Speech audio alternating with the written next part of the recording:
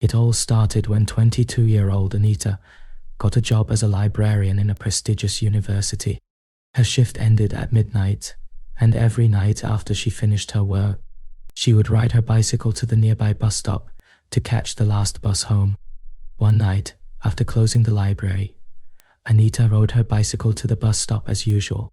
As soon as she parked her bicycle and started waiting for the bus, he noticed something unusual on the digital display board. Unlike every night, the board was flickering, and the arrival times of the buses were not visible. Just then, the power went out at the bus stop, plunging the entire area into darkness. After some time, the bus arrived, but there were only a few passengers in it. Anita put on her headphones, turned up the volume, and sat back in her seat.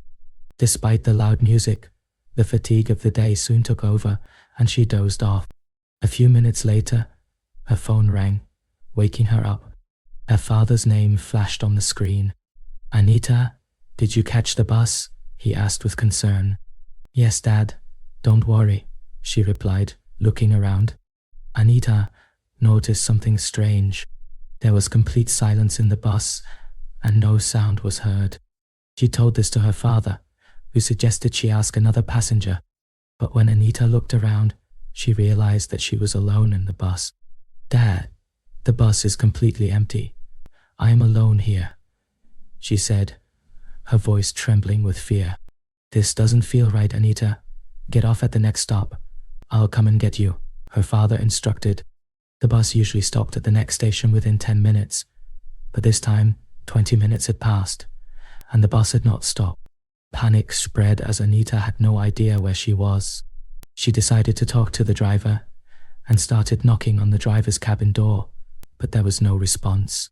Fear gripped her as she returned to her seat, hoping the bus would stop soon. After a short time, the bus finally slowed down and stopped at a deserted station. It was very dark outside. When Anita looked out of the window, the platform was completely empty. Her fear increased further. He quickly called her father again, but the call did not go through.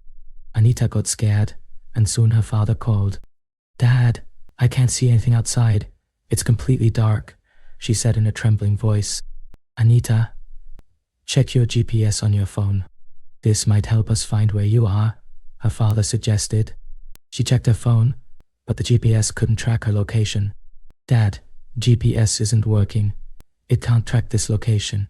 What should I do?" she asked, tears streaming down her face. "Remain calm," Anita told her. "There must be something nearby, maybe a building or a church. Look around and let me know if you find anything."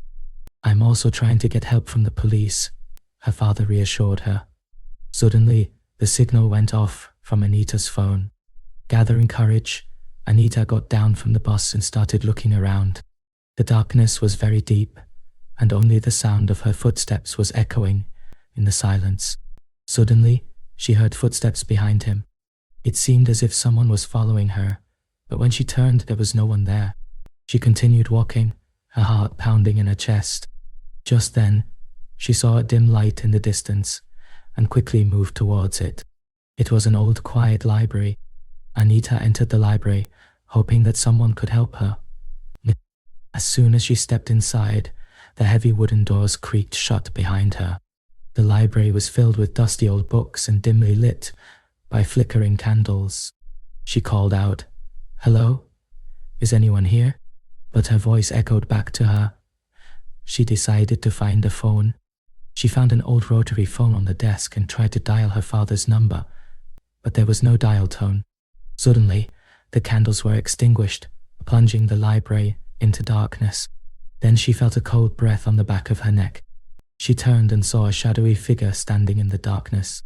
The figure came closer, and Anita could see its hollow eyes and twisted smile. She screamed and ran towards the door, but the door did not move. In a panic, Anita remembered an emergency exit she had seen earlier. She ran towards him, but the shadowy figure was right behind her. She somehow managed to open the door and staggered out into the night. She kept running until she reached the bus stop again. As soon as she regained her breath, she saw a man running towards him. Her face was as distorted and strange as the figure in the library. He waved her hand and signaled her to stop, but she kept running. When she looked back, the bus stop was now completely empty. Anita fainted due to extreme fatigue. Anita's phone rang again.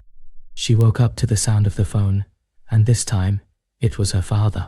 "Anita, where are you?" "I'm here to pick you up," she said. "Dad, I am near the bus stop. Please come and pick me up quickly," she replied nervously. Soon, her father's car stopped, and she sat in it. As they left, Anita looked back at the bus stop. She could still see the shadowy figure standing there, watching him go. The next day, she resigned from her job and never went back to that library. This experience shocked her, and she could not recover from the feeling that the figure was still watching her, waiting for her return.